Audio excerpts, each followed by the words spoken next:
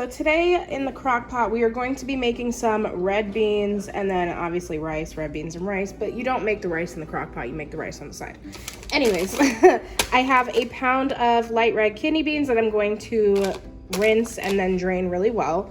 I have 1 whole can of tomato paste, some oregano, some Creole seasoning just to shorten up because half of these seasonings that is in this, like paprika and cayenne pepper and everything, is already mixed together for you. Some thyme. This is a whole onion chopped. This is about 6 cloves of garlic that I just like Russian minced. It's not even like all the way minced. I want to just say like maybe chopped, roughly chopped. So yeah, it's gonna cook down in the crock pot anyway, so it doesn't have to be exact. Then over here I have a whole yellow bell pepper. You can use any color, I had a yellow one. And this is some beef smoked sausage. That's this. Normally, traditionally, you would use andouille, but because I have a baby that can't handle spice, and I have a 5-year-old that doesn't like spice, we're gonna do the beef smoked sausage. It works just the same as long as you use your Creole seasoning. And if you want a little bit more spice when you're done, you just add some Creole seasoning to your bowl, or you could use hot sauce or whatever. And then I have 8 cups of water with 8 cubes of chicken bouillon, or you could just use 8 cups of chicken broth, the easier way, but this is just the cheaper way, to be honest.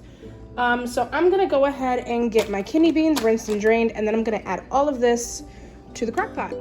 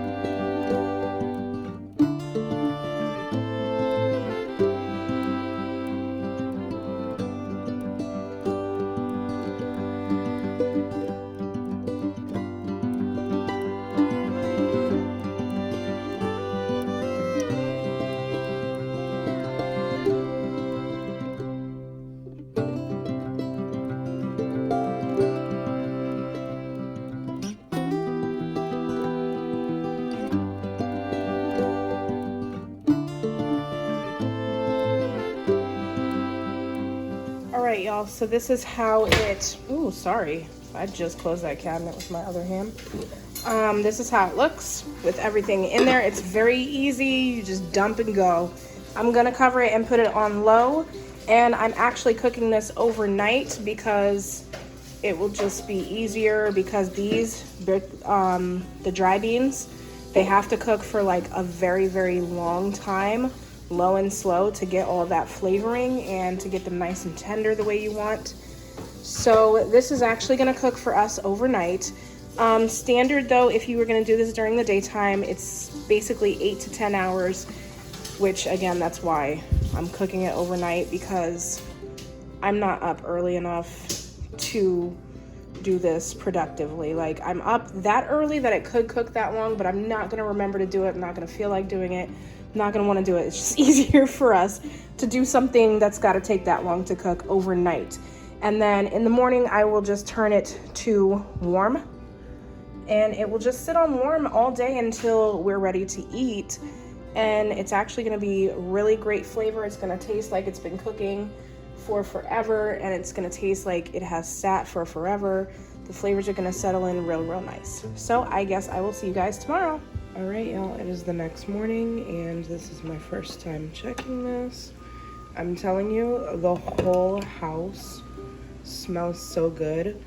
Like, my room is so far from the kitchen, but I can smell this in my room.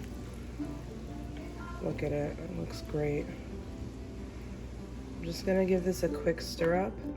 And like I said, I'm just gonna leave this on warm until dinner time tonight.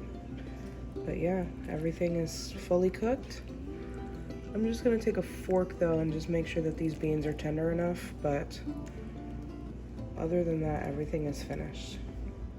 Okay, yeah, I did do a fork test, and these are very nice and tender.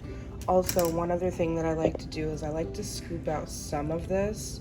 Obviously not the sausage, like I have to keep taking sausage out of scoops, and I like to blend some of it just to help thicken this up because I don't like it so soupy. But I'm not gonna do that right now because it's like god awful early in the morning. Like, look how dark it is. It's bad. But yeah, I'm gonna do that a little bit later. All right, guys, so it's closer to dinner time, and I have taken some of the beans out as well as some of the broth and put it in a blender. I'm gonna just blend that really quickly and then mix it in with this. It's been on warm all day, and I'm just gonna make some rice, and that's pretty much it. Okay, so that's all pureed. I'm just pouring it back into here.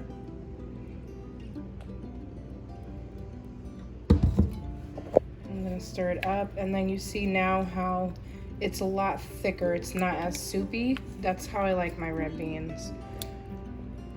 I like it thick like that instead of like a soup of rice. That's just, I don't know, that freaks me out for whatever reason. So this is the best way that I've come up with to thicken it up and still have beans in there and everything, is to just take some out and blend it up like that.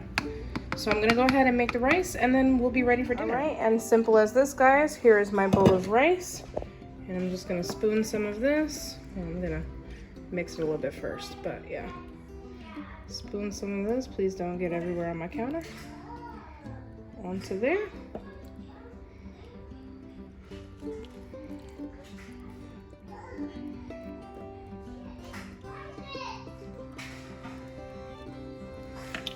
And this is how it looks. I'm trying to get out the shadows. It's dark again, of course. But yes, this is exactly how it looks. And this is my crock-pot red beans and rice. I hope you guys enjoyed this video, and I will see you guys back here for the next one. Bye, everybody.